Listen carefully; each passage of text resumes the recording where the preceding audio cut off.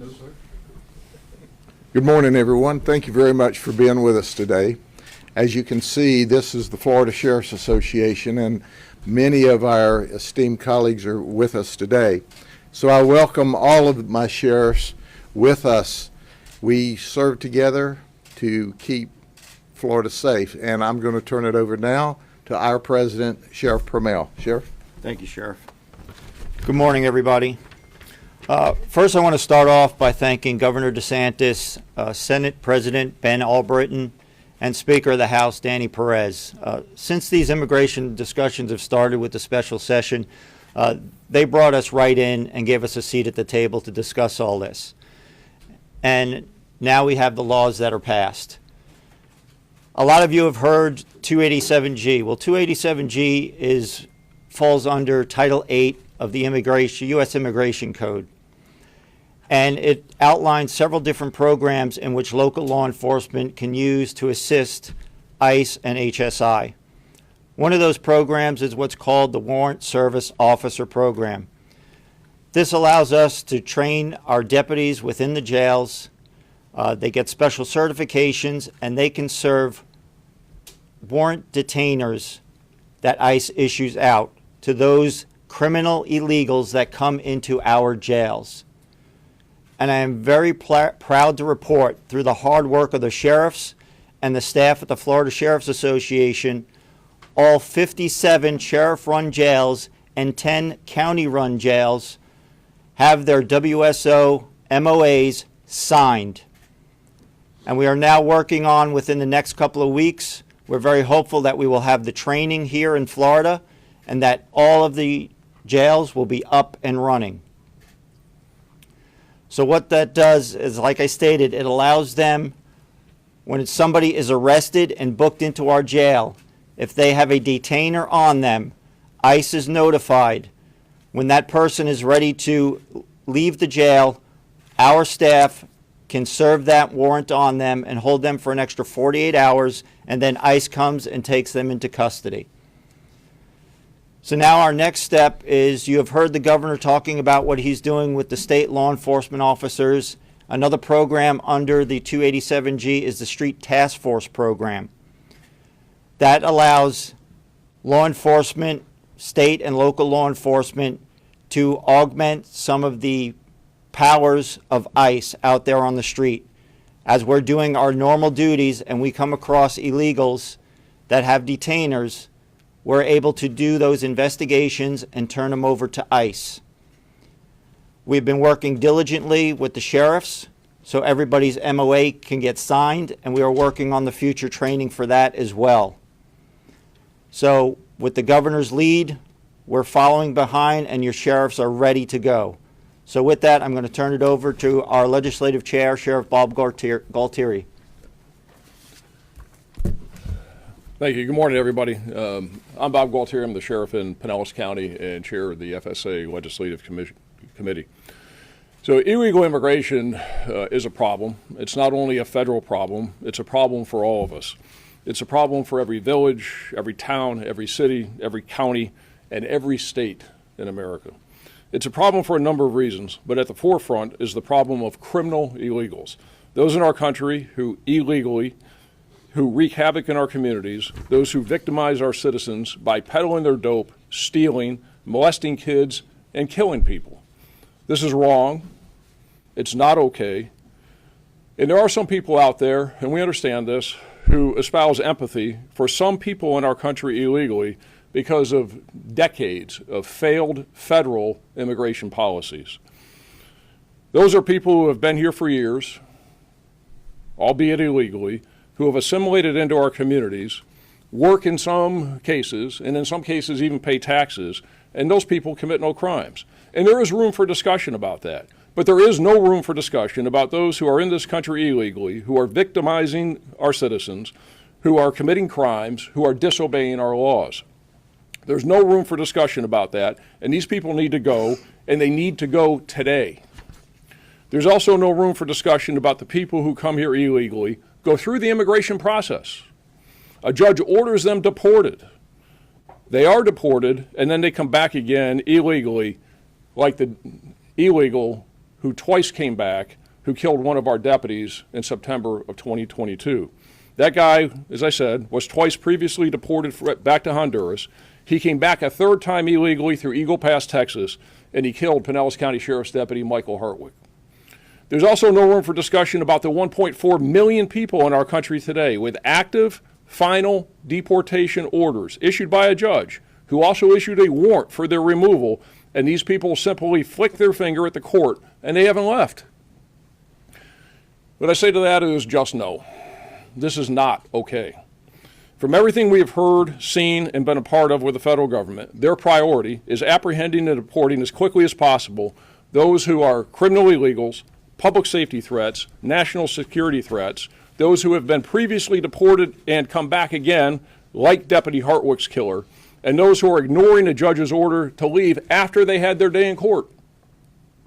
There's a number of ways that sheriffs and other local law enforcement agencies can help ICE, and we should help ICE, because ICE does not have the resources to do it alone, and it's our constituents, the people who elected us, to keep them safe, who are being victimized by these criminal illegals. Now, sheriffs work closely with ICE now, and according to ICE, the most pressing need they have is for us to deliver to them people who are booked into our jails, who are clearly illegals and have clearly committed crimes, so that these people are deported and not released back into the community to yet commit more crime.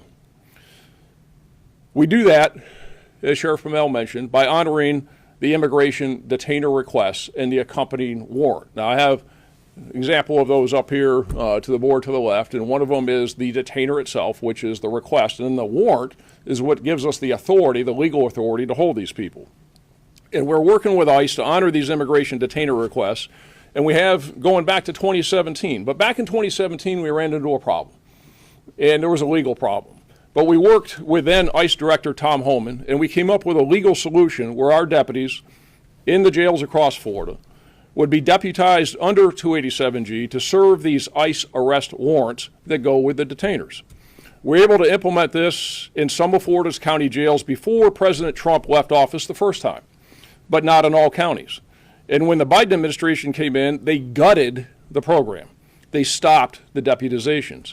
During the first Trump administration, I'll give you an example just for the Pinellas County Jail, we were averaging about 400 detainers a year. In the first year of the Biden administration, we got 14. We currently have about 150 people in the Pinellas County Jail. And remember, there are 66 other jails in Florida of people who are charged with crimes, who are in the country illegally, and for whom we have received ICE detainers. Now, 6 of these people, and I'm going to go through these people that we have up here on the boards. The first one is they're currently in the Pinellas County Jail, been charged with state crimes, here illegally. The first one is Gennaro Pena. He's illegally here from Mexico. We arrested him in Pinellas County on a charge of burglary to an occupied structure. Now, think about this. He's here illegally from Mexico. He's breaking into people's homes. And here in Florida, okay, his criminal history is aggravated battery, trespassing, resisting a law enforcement officer, 2 additional previous burglary charges, brawling, possession of crack cocaine, petty theft, and criminal mischief. The next one is Samuel Pedraza Garcia. He's also here illegally from Mexico, and we arrested him on 20 counts of viewing and possessing child pornography. The next one is Moises Israel Sanchez Hernandez. He's illegally here from El Salvador. We arrested him on a charge of lewd and lascivious molestation of a child under 12 years old. This child molester has a Florida criminal arrest record for domestic violence, possession of cocaine, forgery, hit and run with injuries, attempted purchase of cocaine, and a probation violation. The next one is Jamie Moran, illegally here from Mexico. He was arrested in our county for lewd and lascivious molestation and sexual battery of a child under 12 years old. To put this one in simple terms, this illegal alien from Mexico raped a kid under 12 years old. That's not okay. His arrest record, on top of this, raping a kid under 12, is for larceny, theft, domestic battery, soliciting for prostitution, and domestic battery. The next one, Eduardo Lopez Rojas, who is illegally here from Cuba, and he was drunk and killed someone in our county. He's charged with DUI manslaughter, DUI causing serious bodily injury, and resisting arrest. And last but not least, we have Aner Javier Maldonado from Honduras. This illegal alien raped a physically helpless person and committed numerous acts of lewd and lascivious molestation on a child. The formal charges are sexual battery of a physically helpless person and multiple counts of lewd and lascivious molestation on a child between 12 and 16 years old. His criminal history includes possession and purchase of cocaine, robbery, aggravated battery causing bodily harm, re-entry of a deported alien and being found in the U.S. after but not being denied. So he's one of those guys that was previously through the system, got booted, and now he comes back here and is raping somebody between 12 and 16 years old. And some people say that illegal immigration is not a problem. Really? Okay, look at these. So for 4 years under the Biden administration, no Florida County Jail personnel were trained or deputized by ICE, and huge numbers of criminal illegals, like these killers and child rapists, were released back into our communities. When President Trump took office a month ago and ICE ramped up the detainer process, 26 of Florida's 67 county jails were unable to honor the immigration detainers that would keep people like this in custody because there was no 287G personnel trained and deputized who could make these immigration arrests because Biden gutted it.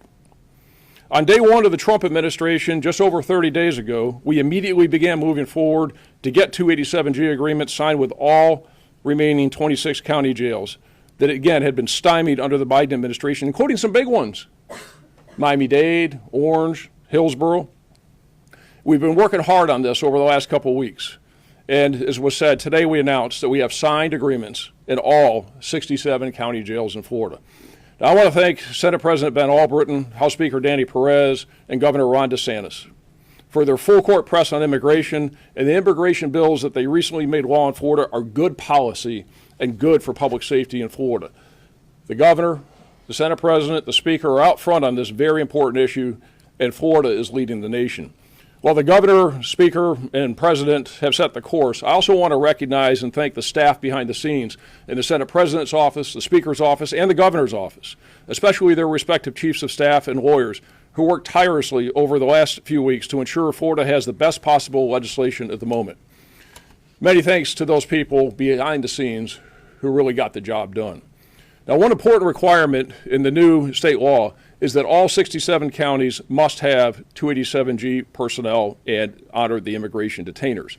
Implementing the process under which all jails will be able to hold these criminal illegals is well underway, and we hope to have it fully operational within the next 15 to 30 days. This is a big deal because it means criminals like these, people who kill people, people who steal, people who break into people's houses, people who rape kids, will be deported directly from jail and not released back to the street where ICE, or us helping ICE, have to go and track them down. It just makes sense from the jail out of here as opposed to the jail back to the street. This is another big change from the Biden era when these criminal illegals, because back then in the Biden era, during the Biden administration, when they were arrested, we couldn't turn them back over to ICE or turn them over to ICE because under the Biden administration, he required that they be convicted before they could be deported. That's ridiculous. So people like these would bond out of jail, stay in Florida because they had to be convicted, then do their time, then they would be deported. No more. Now it's jail to deportation. These 287G straight task forces that Sheriff Promell mentioned, they're very important, and we're glad to participate. But according to ICE, plugging the hole in these jails that are not now honoring these detainers is the priority because it keeps clearly bad people from getting back on the street where then ICE has to go expend resources and we have to help them go find these people. It's also safer for the ICE officers to take these people into custody from the jail. The street task forces have not existed in 12 years because they were killed under the Obama administration. December 31st of 2012 is the last time there were street task forces in the United States. And 12 years of local law enforcement not being able to help ICE make these arrests has had an impact, and not a good one. People ask why so many Americans have died over that time from fentanyl overdoses. Here in Florida, in 2022, there were 6,230 people who died from fentanyl overdoses. Where's the fentanyl coming from? Across the border, peddled by these people. It is because that's what happens when there's a porous border, illegal alien drug traffickers run amok, and a strapped immigration agency can't get help from local law enforcement to deport these people peddling their poison. Another problem is ICE bed space. Sheriffs, all of us, are looking hard to see what we can do to create capacity in our jails to help ICE with bed space. ICE right now only has 2,000 beds in the state of Florida, and they're full. With the jail detainer program coming online in big counties like Miami-Dade, Orange, and Hillsborough, beds are going to be an issue, but that cannot get in the way of getting these criminal illegals out of our state and out of our country. The Florida Sheriffs look forward to working with our federal partners to do what Florida citizens elected us to do, and that is to keep them safe, and we're going to do that. And I'll turn it over to Sheriff Judd. Thank you, Sheriff. When you look up here today, you see the best law enforcement leaders in the state of Florida. When you see this that says 67, you go, oh, that's good. That's no small task. It's the Florida Sheriff's Association leading the way for the state of Florida. But we're also leading the way for the United States. We're creating the example for other states, other sheriffs associations to follow. The reality of it is we have made it abundantly clear and are working with the federal government every day.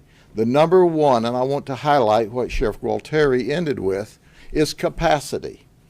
We can overwhelm their current ability to house people in days.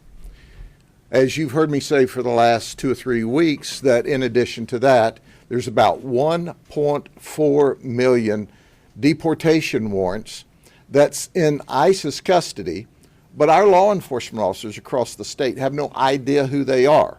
And the reason we have no idea who they are is because they don't put them in the NCIC system. Well, voila. This last Friday, they've put 700,000 of the 1.4 million that we're aware of in our NCIC system. Okay, so I want to frame this for a second. So now we've got 700,000 warrants of deportation.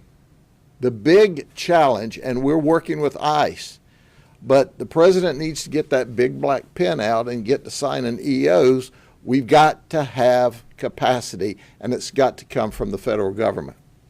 There's a lot of nuances and small rules that ICE has already broken down for us, but there's still a lot more to do.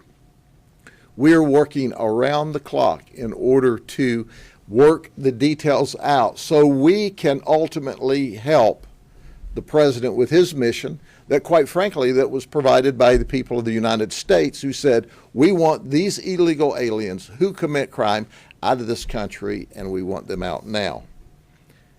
I applaud Governor DeSantis. In fact, you've seen this before, and you're going to see them right now. We showed you a while back some Ron DeSantis border crossing, and here's what's happened. This is all it took under the Biden administration to get across the border, is to just walk across the border. Or you could run across the border. Or you could skip across the border. Well, now they need to turn around and go the other way. If they self-deport, then they won't end up in a jail and a lockup through the system.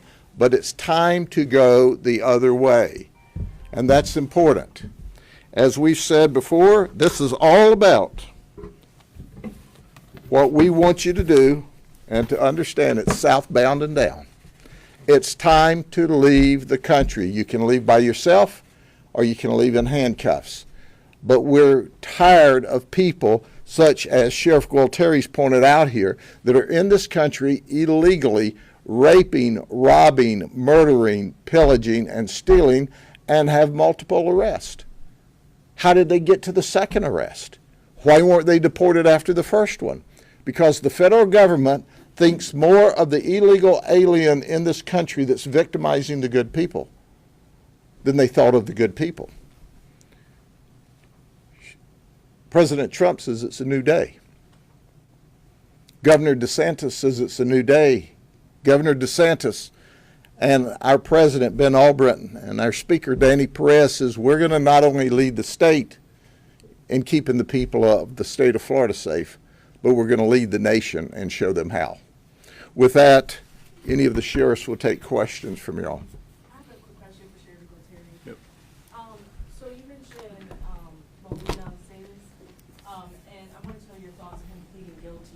Right. also, what do you feel like needs to be done in a workplace so that situation doesn't happen again? Well,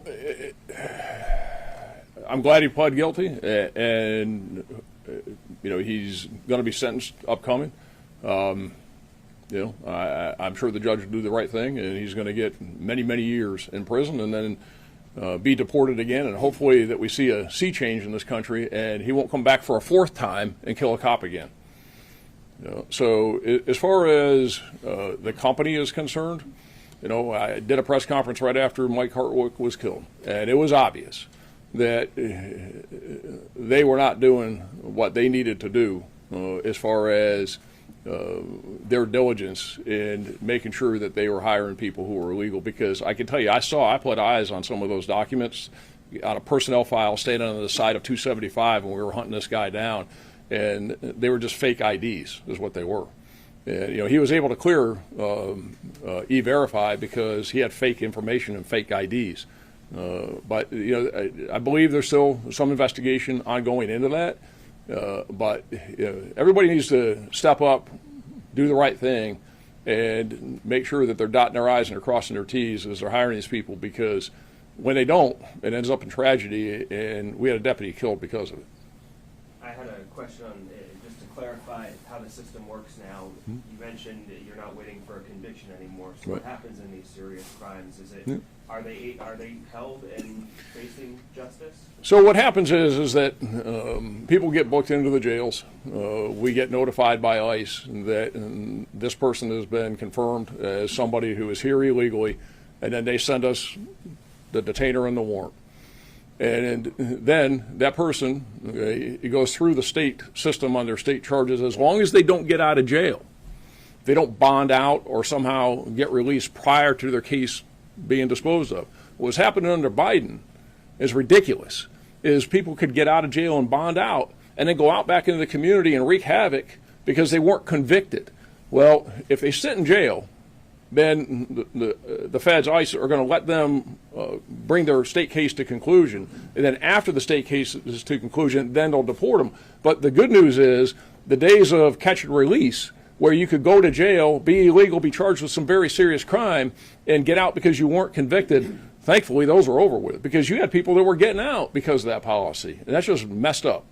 And then just to ask, you mentioned those borderline cases that are worth the conversation. So I did want to ask you about those. Has there been any concern about people falsely reporting crimes to get somebody put in jail or into the system?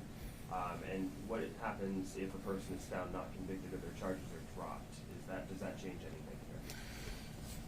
Well, you got a lot there, So I don't know what you're talking about as far as borderline cases are concerned. You get somebody that's, and again, the criteria that they use is somebody is a criminal illegal, somebody is a public safety threat, they're a national security threat. I'll call them a double dipper. They've been removed previously, now come back. Or a judge has already had a hearing, given them their day in court, they've had their trial, and they got a warrant that says get out, but they don't get out. That's what they're focusing on. And, like Sheriff Judd talked about is, and we mentioned that there's only 2,000 beds in Florida.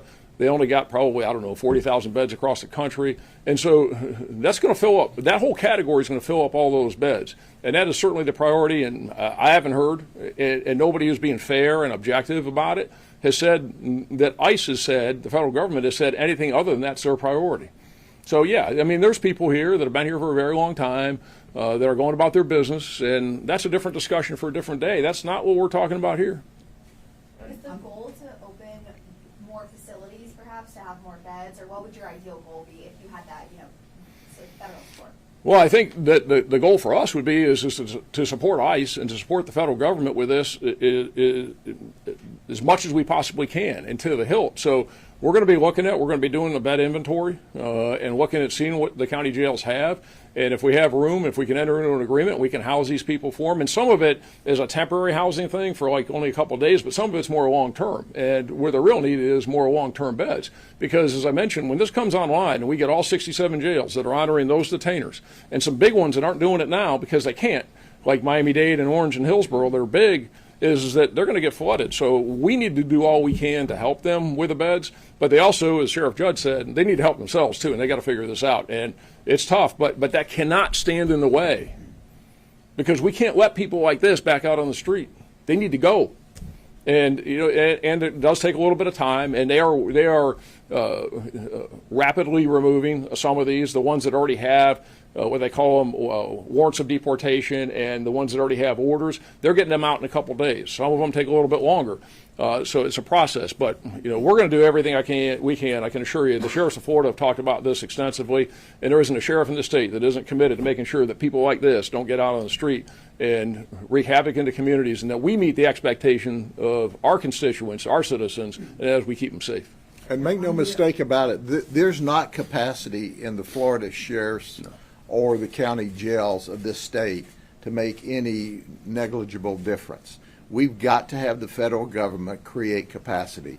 I think the last week I had 30 beds. The sheriff, I think he's got them sleeping on the floor. Yeah. Some sheriffs have a few beds, but we don't have capacity. So don't let us leave the illusion with you that we can handle all of these people, because we will overwhelm this system very rapidly. And we intend to work very aggressively, but that's why we're here making this statement today. And the federal government knows this. They have to create capacity. We can bring them all the business they can handle and more. Yeah, I mean, it's like in Pinellas County Jail, we have 3,000 inmates in the jail, and that's 200 on the floor. There's no room at the inn. Now, we'll do what we can and hold these people on the detainers, but we don't have any mass capacities. We're going to look and see if there's any room, but we are not the big solution to the housing problem. On the street task force that you were talking about, one of you was talking about really having powers of ICE. So you mentioned during normal duties, so sheriff's offices will not be doing anything beyond normal duties in terms of going out and trying to find people who might be illegal? So that's yet to be determined exactly how all that's going to play out. But if we know that there are people out here like these guys, is that it's the right thing to do. And I would imagine that under the right circumstances we're going to go get these people if they're not in jail and they're out on the street. But again, there's more to come on that. I think you'll get more information on that in the near future. Right now, what we're focused on right now is plugging the hole. And the hole is having 26 of Florida's 67 county jails that are not honoring those detainers, where people like these are going out the back door after they come in the front door. And no, that's got to stop. That's got to stop today. And that's why we're pushing this hard. And that's why we worked hard to get all these agreements signed. And the Trump administration and ICE is working hard with us. We're going to get this training. And I hope within 15 to 30 days, we'll be able to say that every single county jail in Florida is making sure that people who have killed people, broke into homes, viewing child pornography, raping kids, they're not getting out. Sheriff, I also had a question on the street task force. You said it stopped in 2012. Yeah. It's been 13 years. What has happened? Have you pushed for it in those 13 years to resume through the first Trump administration, Biden administration, and what has the response been when you pushed for that? Hell no. They wouldn't give us access to anything. I mean, and it was not a good situation. It was, and go look at it. Look at the history. It was when Janet Napolitano was the DHS secretary, and she nixed it on December 31st of 2012 because there were too many complaints. They didn't like, and look at what's happened since then. And look at the fentanyl crisis. Look at the number of people who died. Look at the drug trafficking. Look at all the problems we've had. Is that ICE can't do this alone. They simply don't have the resources. And again, what we're talking about, and I'll say, speaking from me, and the sheriffs can speak for themselves, the federal government has failed in its immigration policies over the last many years. With a porous border, and there's a lot of people who are here that are not committing crimes like this. There's a ton that are. Our focus needs to be on the people that are having an adverse public safety impact, and there are so many of them that that's what our focus is. My question is for Sheriff Kermel. Yep. Is there an issue of manpower in the jails? You're having more people potentially being held on the 48 hours. Is there any concern about that? Well, we've always had staffing issues within the last several years. We are seeing the pendulum swing back the other way. My jail myself, right now, I'm full with staffing. I'm not like Sheriff Galtieri, though. I do have room at the inn, but if I do start bringing in those detainers and holding them, I will need additional staffing for those. How do you expect to address that if you do need additional staff?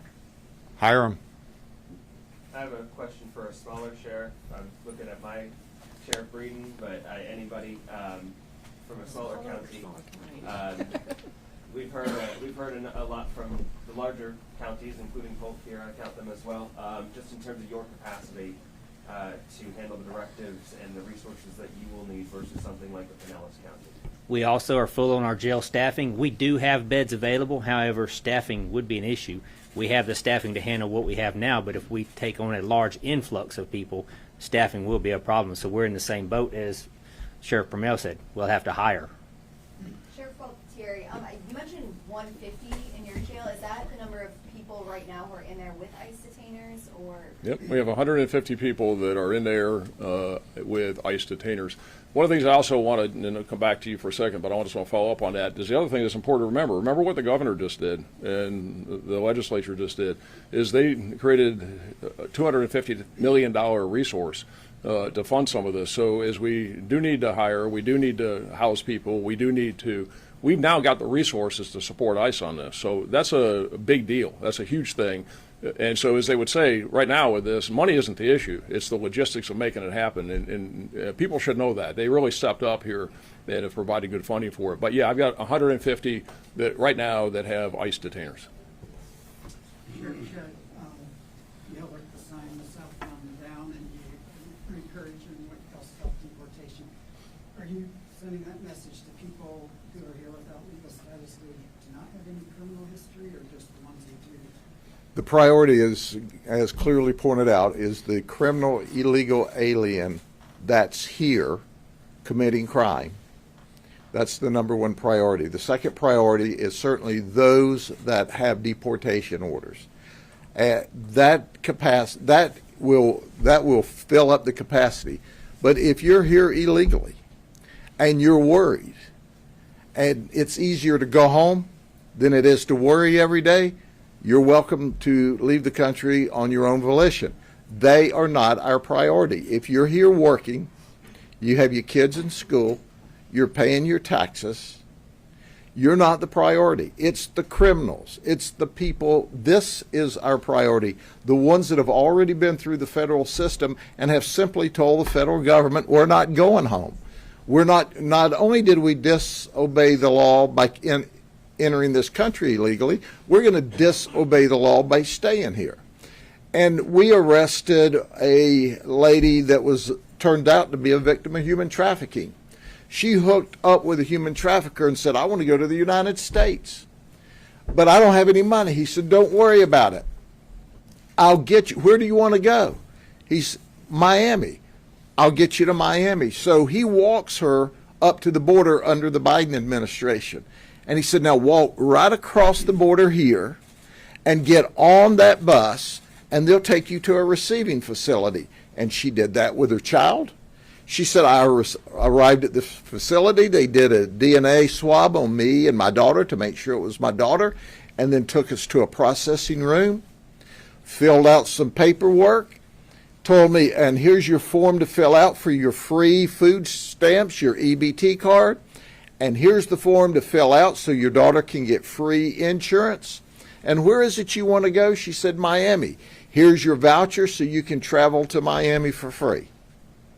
And then she said, so if you'll go here, you'll stay overnight, and then we'll put you on an airplane and let you go there.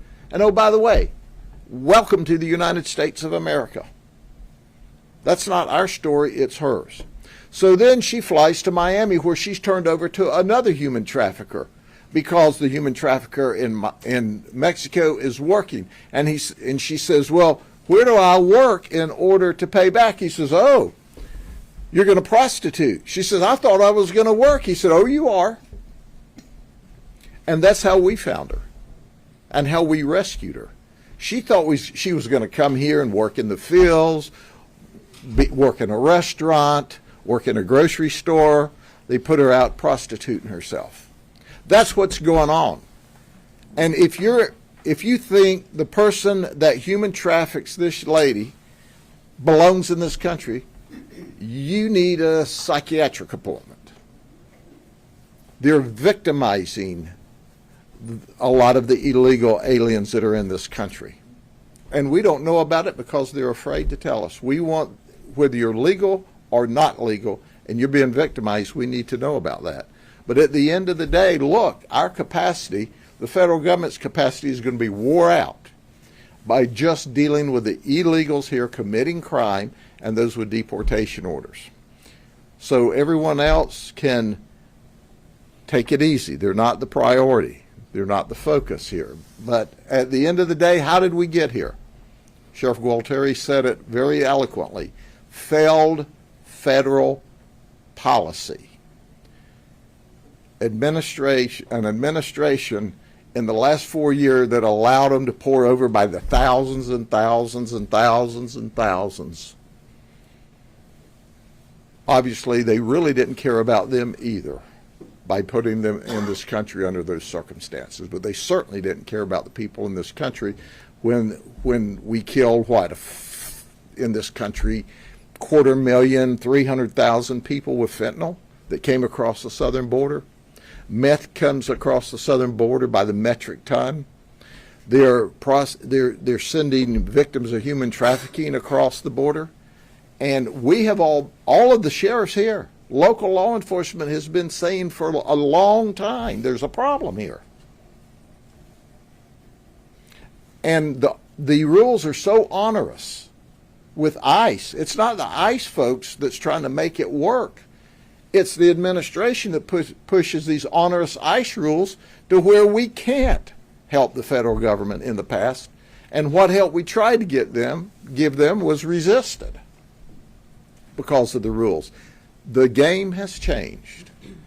And our governor in this state says every government agent in the state of Florida is going to cooperate to keep Florida safe, to create a national model. And that's supported by our Speaker of the House and the President of the Senate. We have a mission, and these sheriffs and their teams at home know how to accomplish missions. Give us the tools, change the rules, we'll keep the federal government busy doing what they should have been doing all along. Can you go into a little more detail on the training officers will undergo for these immigration? He's the subject matter expert on that piece. Sure. So there's 3 programs. One is the Warrant Service Officer Program, which is what we're talking about here. Very simple, very easy. It's the authority comes under what everybody calls this 287G, which is, don't worry about that. That's just a statute number, if you will. What it is it gets you to serve the warrants. It's about 4 hours worth of training, very easy, and we're going to get a whole bunch more trained here over the next 15 to 30 days. The next model is that where you have deputies or correctional officers in the jails, they can actually do probable cause arrests. So we have 4 counties in Florida where Sheriff Cook is from, in Clay County, Collier County, Sheriff Waters is here from Duval, Jacksonville County, and then Sheriff Nienhuis in Hernando County, where they have sent their people to about a month worth of training back in the day, because there hasn't been training in 4 years because Biden killed it. And they went up to South Carolina, they spent about a month, and they can do more robust investigations. And then the third part is the street task forces, which, as I've said, have not existed for 12 years, because that was nixed back in 2012.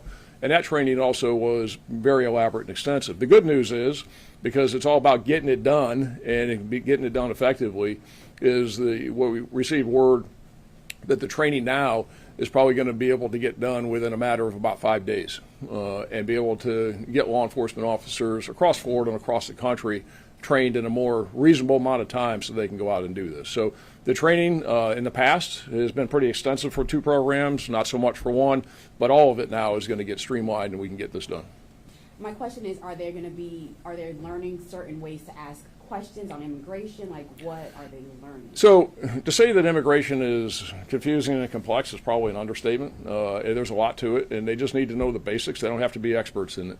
And I tell you that some of the real heroes in this are the officers, the deportation officers from ICE's Office of ERO, or Enforcement Removal Operations, because they have mastered some very, very difficult laws and a very complex subject matter, and they're the experts. We don't have to be the expert. We have to know enough in order to protect people's rights, to do the right thing, know when we can act, and then turn it over to them and let them do it. So we don't have to turn local cops into immigration officers. We have to know enough to be able to be effective, to be legal, and then let them do their job. If a person was to be pulled over for a traffic infraction and they have one of those immigration warrants, would they then be arrested and deported? Short answer is yes. Okay. Short answer is yes. We're working on some logistics on that, but I think anybody, and here's the message. If you're part of that 1.4 million that has one of these warrants outstanding, and you're here illegally, and you went through the process and you went before a judge, and the judge gave you your day in court, you had your trial, and the judge said, I'm determined in alienage, I'm determined that you shouldn't be here, you don't qualify for anything, you've extended and overstayed your welcome here, and I'm issuing a court order, and a warrant that says you need to go. Why don't you get out?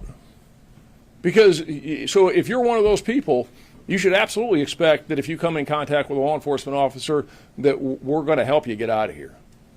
Because that's not what you do in America. You don't thumb your nose, you don't stick your finger up at the court system and judicial system and the criminal justice system or the justice system, because most of that's civil. But. And are there any steps that are going to be taken to help prevent racial profiling in those situations? We don't racial profile. Cops are going to do the right thing. And this is where some of the stuff, and people, go down this path. And this is one of the reasons why the noise that was made back in 2012, that there was, all this unjust stuff being done. If somebody has an allegation that one of our people, is doing something improper, bring it to us. We're going to investigate it thoroughly. And if somebody needs to be held accountable for doing something wrong, we're going to hold them accountable.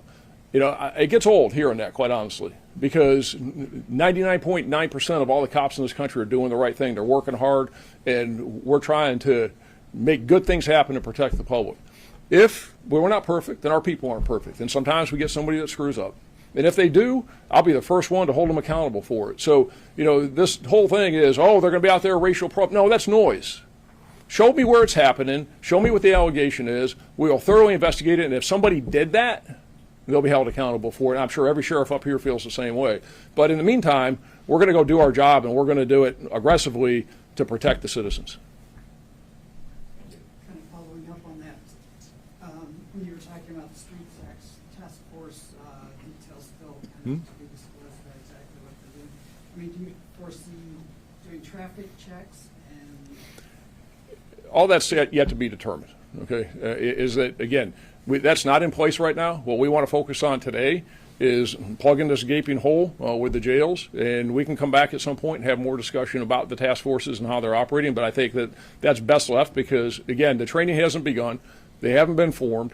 Now, I want to say this, too, is that be clear about this, is that from that, using the term task force, we today are working with ICE. We're working with the Office of Enforcement, ERO, Enforcement Removal Operations. We're working with HSI. We'll go out because cops help cops. So you'll see us out there today, and if ERO comes into Pinellas County today and says, hey, look, we're going to do an operation, and will you give us a couple uniformed deputies to help out? You bet we will. Okay, but they can't do the interviews. They can't make the arrests. They can't do because they haven't been deputized. So we've been working with them all along. And to that point, where's the complaints about racial profiling? There haven't been any because we're not doing that. We've been working with them.